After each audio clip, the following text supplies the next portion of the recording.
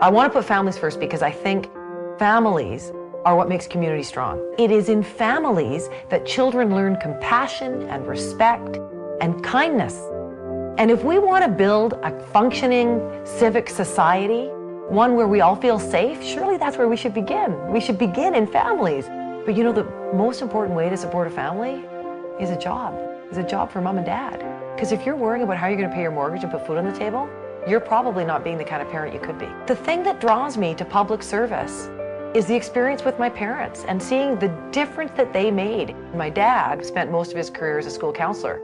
And what he would do is every day he would go to school and he would help kids who were experiencing just incredible turmoil in their lives, you know, drug addiction, neglect, abuse in their lives. And he would try and figure out a way to help them dig deep and find a little bit of optimism inside them. And after he died, I got letters from all over the place from people saying, you know what? Your dad changed my life. You know, when everybody reached out after my dad passed away, it made me feel incredibly proud of him. It reminded me that every day people do incredible things for others. Those acts of kindness go unrecognized. But that's what makes communities great, is the kind of work that my dad devoted his life to doing for not a lot of pay, for not a lot of recognition, but he did it because he cared. I really believe that good people need to step up. If we all step up in our own way and do something small or something large for the people in our community, we are going to make the world better.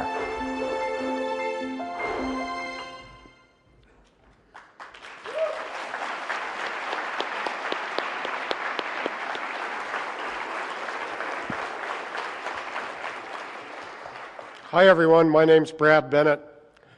I have the pleasure of standing up here and being able to introduce the Premier and our leader very shortly, but before I do, I'd like to take the opportunity to say a few things that are on my mind. The first of which, and I'm sure if all of you had the opportunity to stand up at the microphone right now as I do, you'd take the opportunity to do the same thing, and that's to thank our former leader and our former Premier, Gordon Campbell.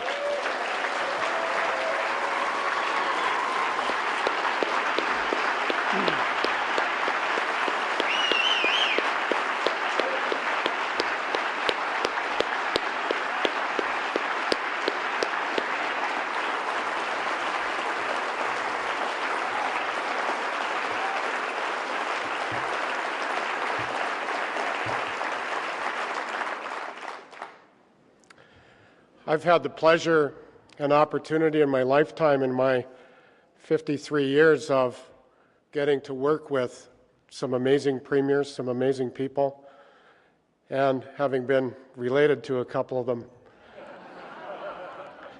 And so some of my comments I'll admit to being somewhat biased about. But good people, as we saw in the video, stand up and do what they do because they honestly believe it's the right thing to do. And as all of you that get involved in the political process and all of you choose to serve in government in your different capacities, we applaud all of you for what you do for all of us. And in celebrating why we're here today, what we can achieve together as a coalition and as a group, we should also take the time in these conventions to reflect about the people that get involved in the process and why they do these things. Gordon Campbell was one of those great premiers. Here's where I start to use my biased viewpoint.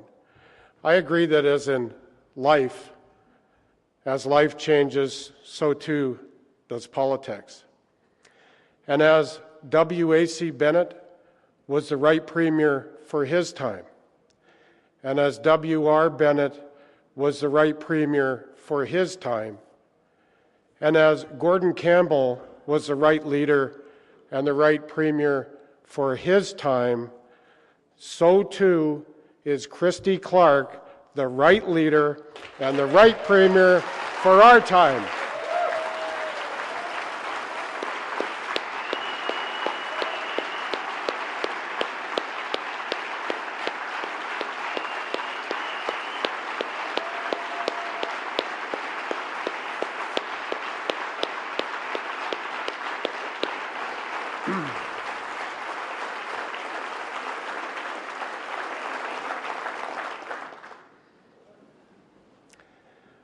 we've got a tough job ahead of us as a party. We've got a tough job ahead of us coming up into the fight that we will have to face against the NDP in the not too distant future, not knowing anything about what the time frame might be for that. But I can tell you, we're going to need all hands on deck. All of us are going to have to pull together like we've never pulled together before. And we're going to have to coalesce around our leader and our premier, as we did with our leaders and our premiers that I had mentioned, who were our great ones in times past. We've got a job to do. We owe it to our province. We owe it to our leader and our premier to work as hard as we can work to help her do the job she is being asked by all of us to do for our betterment, for the betterment of our kids and future generations, because these great leaders that come along, they can't get it done on their own. They need our help. So let's all of us stand together. Let's all of us fight the good fight. Let's all of us remind ourselves and reflect upon why it is we are here, why it is we stand up and volunteer to do the things that we're asked to do for the betterment of the province. Let's help the right leader and the right premier at this time, Christy Clark.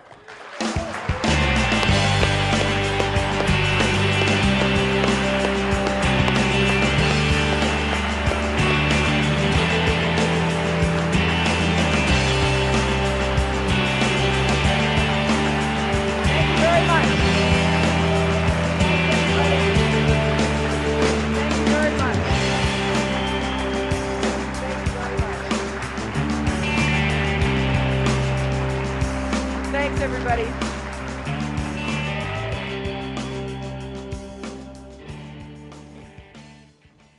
Well, thank you. Thank you so much. Thank you for your support.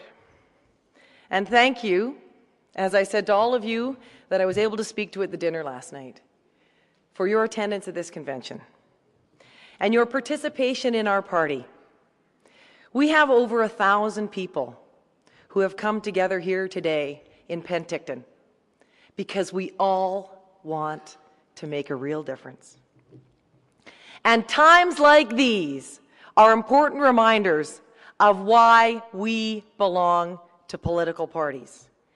It's about getting together and enjoying each other's company, as many of us did last night. Kevin Falcon, I know you did.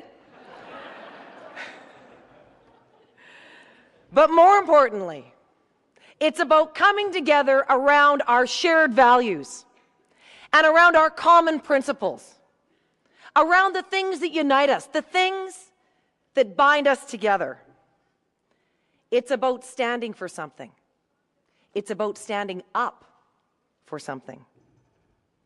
And I have to say, after the last 2 months, I have never been more proud to be a part of a team than I am today. At a personal level, I want to thank each of you. I came from the private sector 2 months ago, and since then, I have been welcomed so warmly by my caucus. I have been endorsed by the voters of Vancouver Point Grey.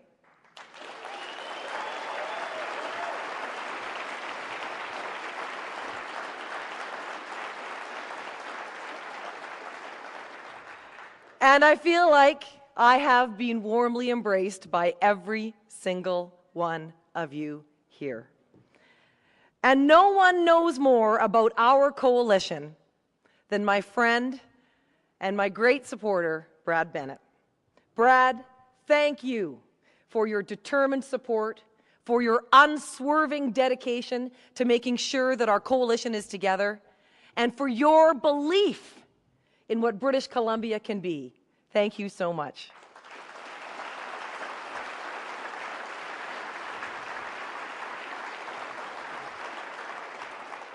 And I can't see where he's sitting right now, but we all must give a very special thank you to our caucus whip and convention chair, Ben Stewart. Where is Ben? There he is.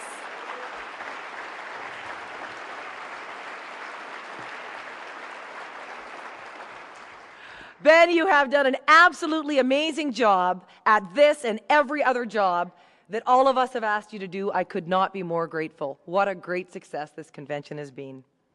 I am so pleased with the executive that's been chosen. Sharon White is going to be that person who will somehow manage to fill the big shoes that Mickey Patroluk has left. Sharon White, where are you?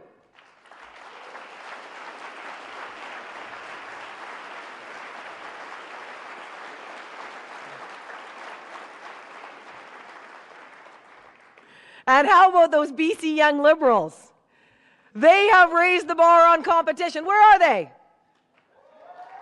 In the back of the room. There they are. They had some highly contested elections. They have set the bar for what we need to be, for what we want to be as a grassroots activist party where competition matters because everybody wants to be a part of it. I may be premier of this province, but every day I remember that the reason I was elected premier is because I was elected by you to be the leader of the BC Liberal Party. And that's why, with your help, I am working to bring change and renewal, not just to our province, but also to our party. There is an incredible energy here. This has been an incredible convention. I've enjoyed talking with first-time delegates like William, who has just turned 14 years old and is at his first convention, all the way from Chilliwack.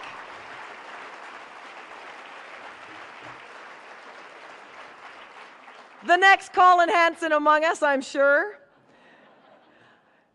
Meeting a couple from Grand Forks who I met for the first time a few months ago, who worked for decades in politics and then took a long time off, and who are back at their first convention in many years. Or the mom who told me she has 2 daughters, both of whom are in non-traditional jobs. One who is a chef, and one who is a carpenter. And she said something to me that means an awful lot. She said that I'm a role model for her daughters. And I guess that's true because I am certainly in a non-traditional job for women.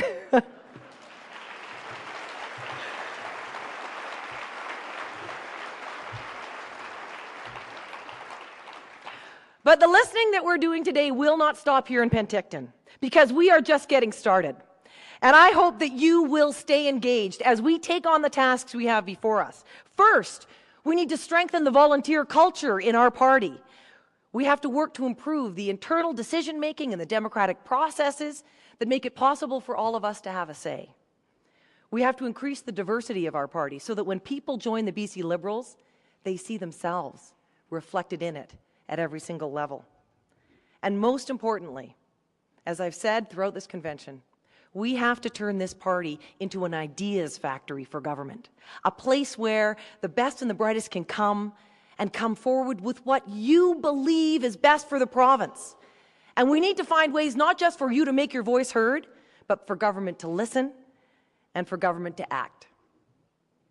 I'm delighted that we have announced this weekend our provincial election readiness team. It's a strong and experienced group that will lead us as we get campaign ready. It will be led by Sharon White and Rich Coleman.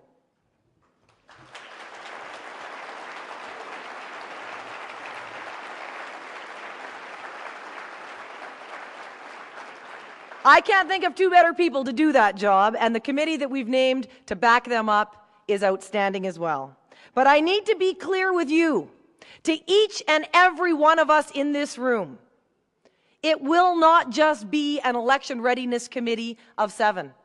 It is election readiness committee of every single one of us. Every single one of us has to put our shoulder to the wheel and get ready in our ridings. You are the leaders in your communities.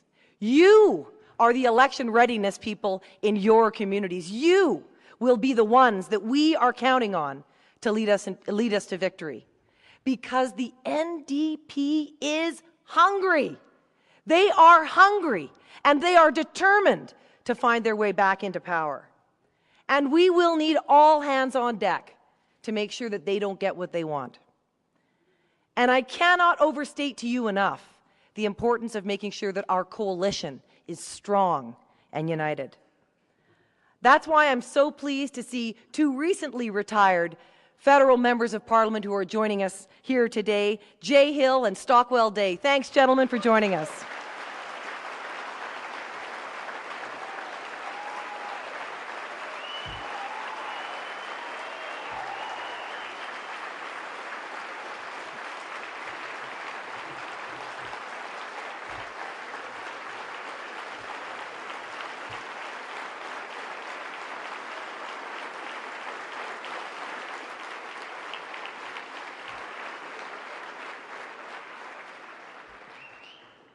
Just like you, Jay and Stock are going to be putting their shoulders to the wheel to make sure that we win this next election. They are going to be working to hold our coalition together. They are going to take on another great political task. They are going to make sure that we keep our province a free enterprise province, and I can't think of two more experienced, better people to do that. Thank you so much, you guys.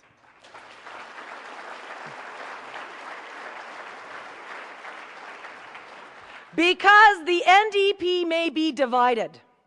They may be fighting amongst themselves. They may have dangerous ideas that would drag this province backwards. But as I said, they are hungry.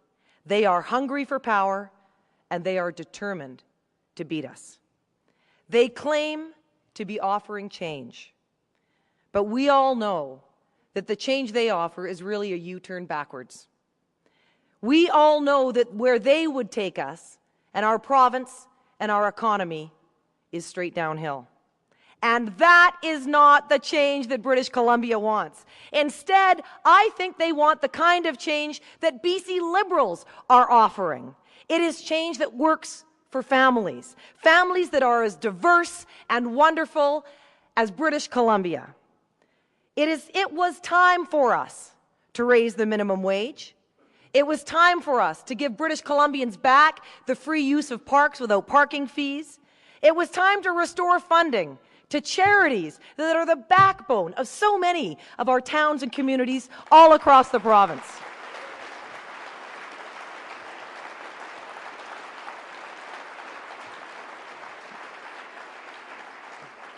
We are making it a little bit easier for BC families to get ahead, and that's why Shirley Bond put the brakes on ICBC's plan to go out and bring in some unreasonable rate hikes. It's why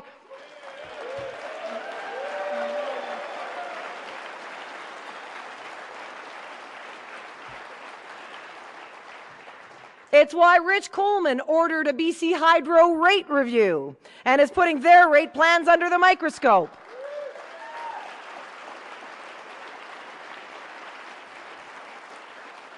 And it's why Blair Lekstrom is standing up for coastal communities and dealing with BC Ferries to protect them from steep rate hikes.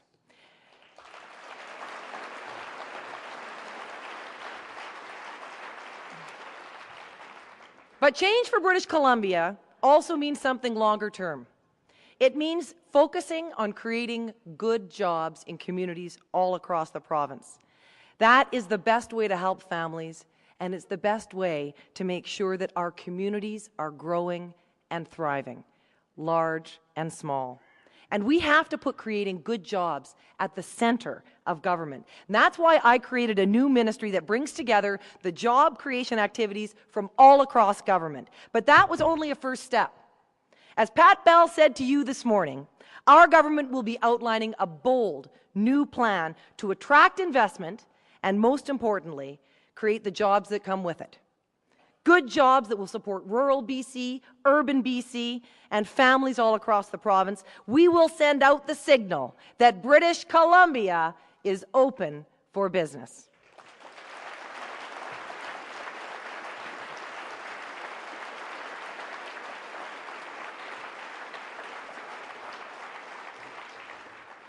So one way to create new jobs is to focus on the green economy and focusing on green energy. While the NDP flip-flops on the carbon tax and while they flip-flop on clean energy projects wanting to abolish many of them, I say we need to move forward. The jobs of tomorrow will rely on creating a new economy.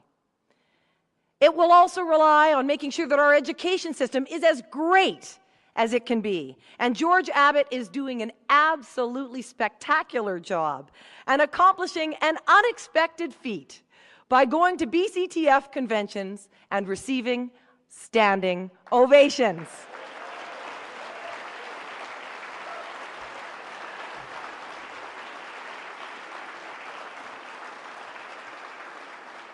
He's the first minister to do that, to even attend, much less get a standing ovation, since 1996. And as I said at my swearing in, I look forward to building a cooperative, constructive relationship with BC's teachers. Focusing on families also means strengthening healthcare. And Mike de Jong is taking one of the toughest jobs in government. He is bringing his drive, his creativity, his tough strategic mind to preserving the system that everyone in British Columbia treasures. Thank you for that, Mike.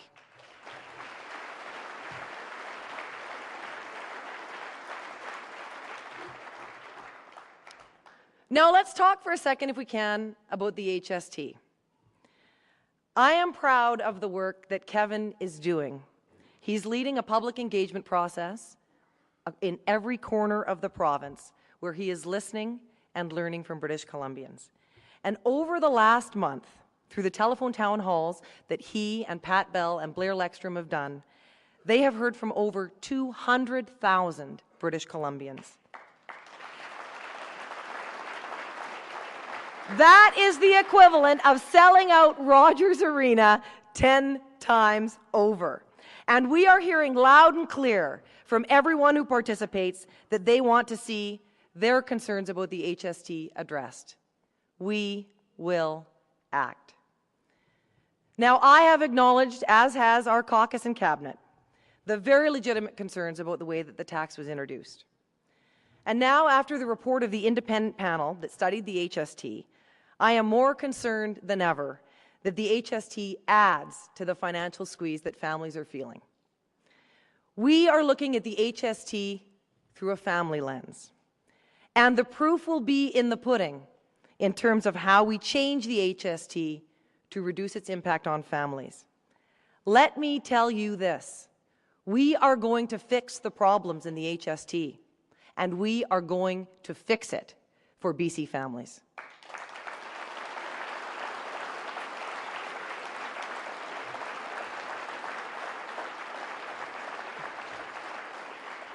We are looking at a number of improvements. They are going to be bold, they are going to be smart, and they are going to focus on the families of this province. They will also work within our balanced budget commitments. So stay tuned. Change is coming to the HST, and it is coming before the end of the month.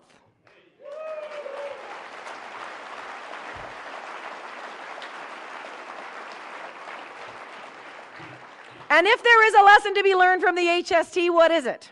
It's how hard we have to work to connect with British Columbians on the things that government intends to do to try and grow and build British Columbia for the future. We have to work hard to continue to regain the trust of the people of this province and demonstrate our very real and honest commitment to open government.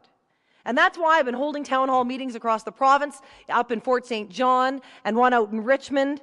In both places, we had great crowds, and we had lots of questions and lots of great ideas. Later this month, I will hold my third town hall in the Comox Valley, and we're just getting started. Our government will be bringing forth ways that we can become the most open and accessible government anywhere in Canada. We will be a leader in open government all across North America.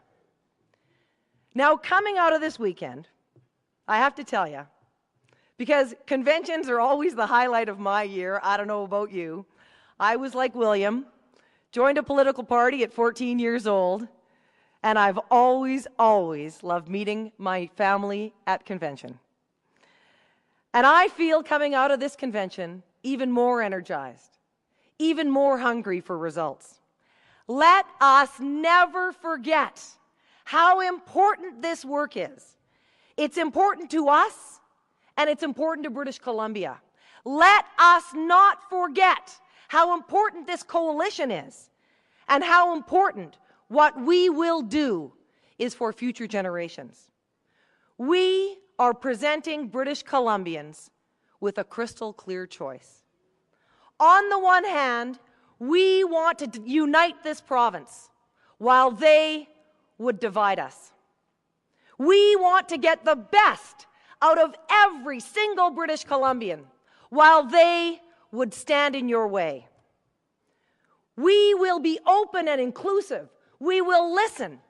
We will accept your ideas. We will change our minds where necessary, where people tell us that there is a better way. They believe they always know best. Their rigid ideology would divide this province once again, because they think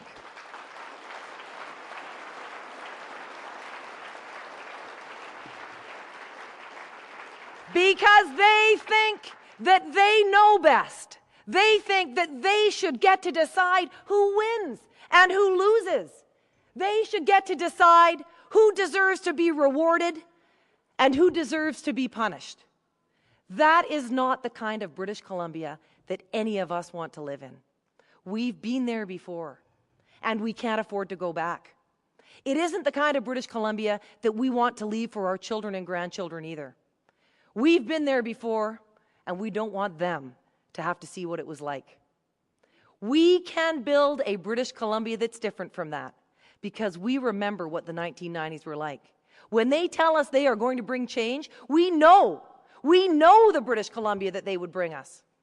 But when we say we want to create a new British Columbia, something different, when we say we want to change it and call on the best and the brightest to bring their ideas forward and make something new happen and ignite our economy in ways we haven't even imagined, the great thing about it is that we don't know what the future looks like.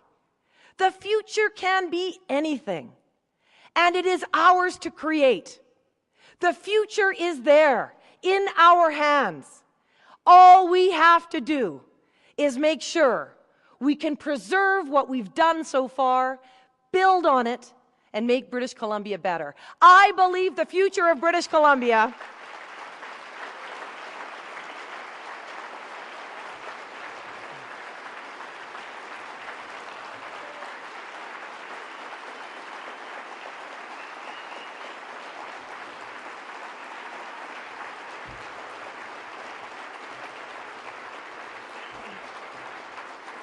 I passionately believe in the future of this province. I believe in it because of all this province has given me.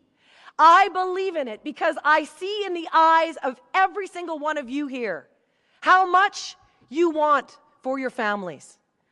I see the opportunity that's there for all of us when we all come to the table and give it our best. So, ladies and gentlemen, let's give it our best. Let's go out there and be ready for a great campaign. Let's go out there and make sure that we are bringing British Columbia forward rather than sending it backward. We don't know what the future is going to look like, but we are going to make it great. Ladies and gentlemen, thank you so much. It is such an honor to be with you today as leader of the BC Liberal Party. Thank you so much.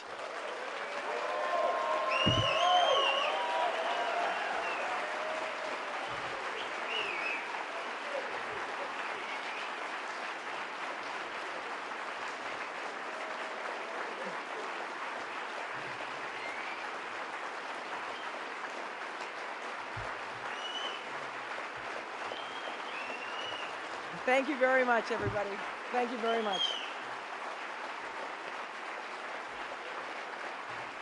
Thank you very much. Thank you very much.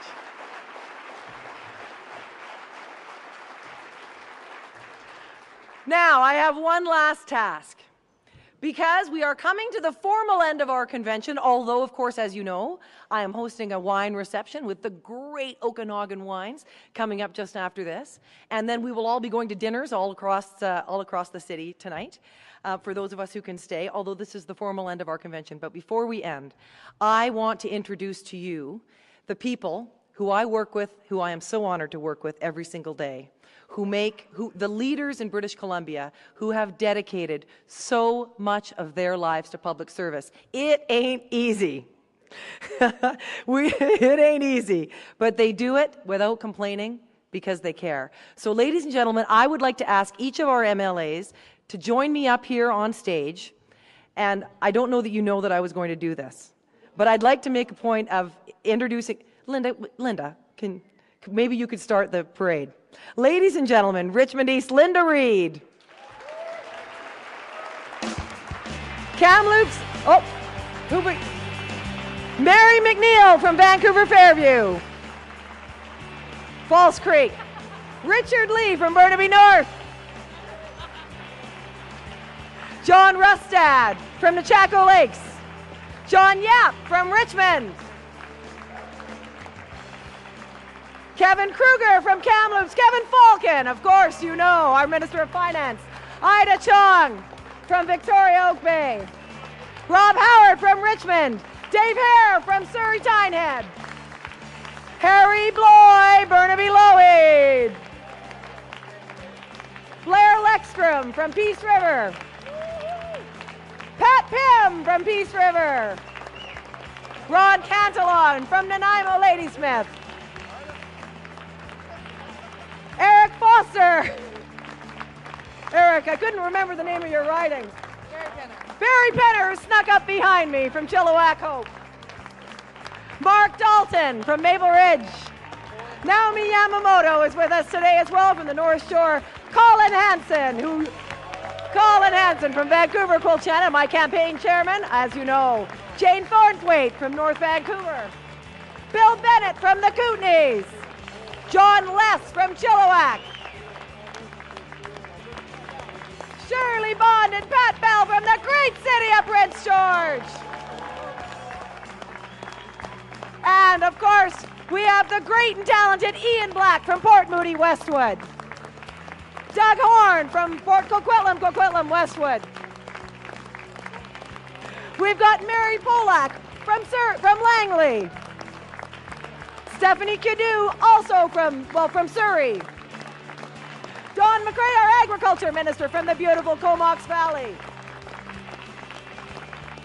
And we've got Steve Thompson, local hero, rugby player, and Minister of Natural Resources.